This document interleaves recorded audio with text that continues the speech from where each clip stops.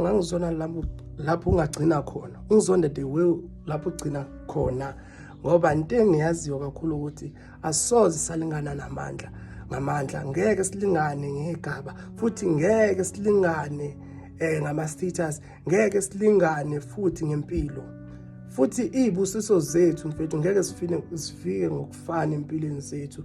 Kodwa mfethu, uma ungizonda ngakuyenzanga lutho mfethu, uhlala uwazi ukuthi mfethu mina anginendaba. Ngizonde uzufike lapho ufisa ukufika khona mfethu, ngakuyenzanga lutho, ungizonde mfethu, ngoba into engiyikholelayo, ungizonda ngoba izinto zami ziyavela, ungizonda ngoba impilo yami iyaqhubeka, ungizonda ngoba abantu bayangithanda nenhlonipho futhi nokuzotha, ngoba abantu bakuthanda more nenhlonipho nokuzotha. Abantu ngeke bakuthande ngezinto ezimbi. There are few people bazokuthanda ngezinto ezimbi, kodwa at the end esidinga kakhulu empilweni yethu iqiniso nenhlonipho nokuzotha. Yabona mona lezo zinto unokuzotha nenhlonipho empilweni yakho, abantu bazoba nawe. Umuntu ongananhlonipho nokuzotha empilweni yakhe mfethu ngeke bakuthanda abantu mfethu, ngeke uthole nebusiso endleleni mfethu.